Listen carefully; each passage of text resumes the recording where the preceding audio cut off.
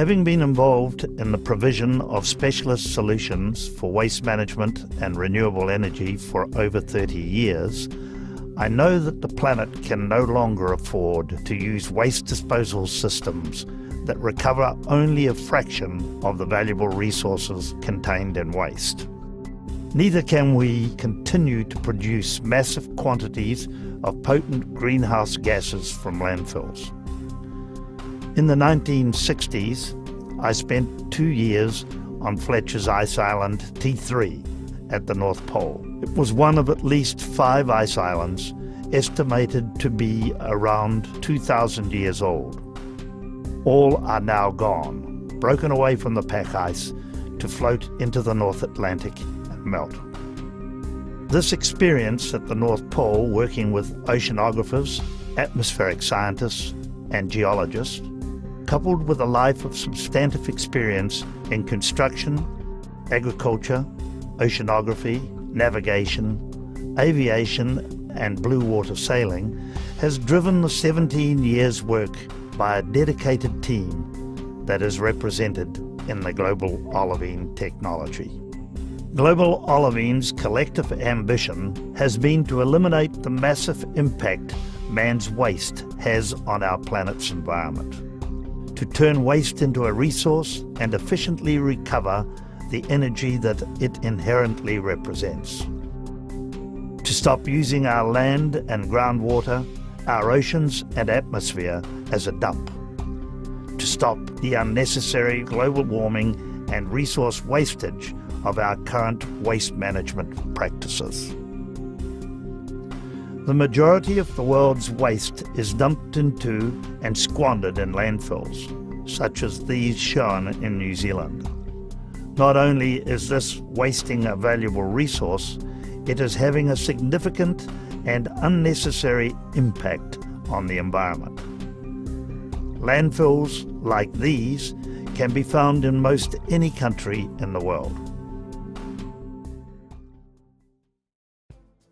Global Olivine's goal will be achieved by the only fully integrated zero waste solution in the world today. This is the Global Olivine Sustainable Resource Recycling Facility, for short, the GO Srrf. The UK Environmental Authority describes the process as best available technology in its report issued as an environmental permit was granted in the UK. A permit has also been issued in Western Australia. Zero waste is achieved by integrating up to 21 different industries on one site. By using the byproducts from one process as the raw material for the next, the waste stream loop is completely closed. These established off-the-shelf industries have an integrated symbiotic relationship. They produce useful, saleable products from the recycled waste stream, as well as carbon credits and, in some cases, predominantly green energy. None of these industries are lockstep or dependent on each other. The blend of waste envisaged for most Western countries will produce between 68 and 74% green energy. GO has provided a new continuous monitoring process that, for the first time, can accurately index the non-fossil to fossil fuel ratio, regardless of moisture content of the waste, allowing accurate measurement of green energy produced.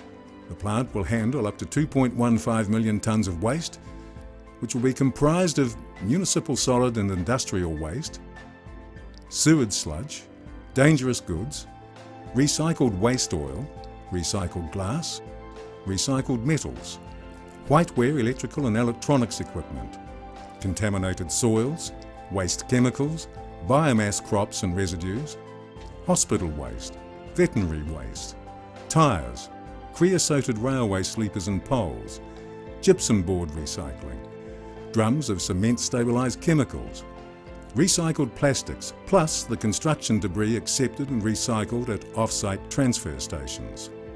The Srrf and transfer stations recycle 64% of the dry weight of waste imported, the balance being moisture and CO2 up the chimney from oxidisation of cellulose and carbon.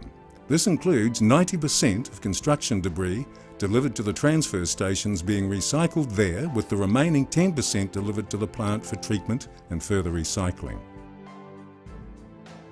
The GO Srrf allows for the production of the following useful products: electricity, gross up to 1.68 million megawatt hours per year, and, in tonnes per year, concrete products and asphalt using ash aggregates, 500,000.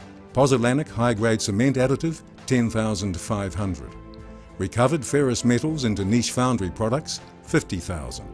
Non-ferrous metals, the majority into niche foundry products, 10,500. Recovered mercury, 3. Recovered colloidal sulfur, 4,500. Recovered hydrochloric acid at 34% concentration, 35,000. Glass products including virgin glass made through the vitrifiers, 40,000. Glass from the community recycled into foamed, glazed bricks and roofing tiles, 30,000. Recycled oil product, 20,000. The plant, however, has a capacity to handle 90,000 tonnes per year. Recycled plastic products into 3 million PET and HDPE containers with mixed plastic made into 300,000 pallets. And the residue to landfill is zero. There is no waste that needs to be sent to landfill. In other words, this is truly a highly productive plant with zero waste. This range of products is produced with a substantial reduction of energy and raw materials, which would be represented in standalone industries producing the same products. For example, one single energy process on site produces 5 different useful products plus 16 megawatts of surplus power in dual cycle, as well as recovering the low-grade waste heat from its various processes to heat its feed water. If these products were produced in isolated circumstances, they would require 5 separate power sources, and at best, one industry might produce 11 megawatts of power in single cycle without being able to use the embedded and exothermic waste heat generated in manufacturing the products.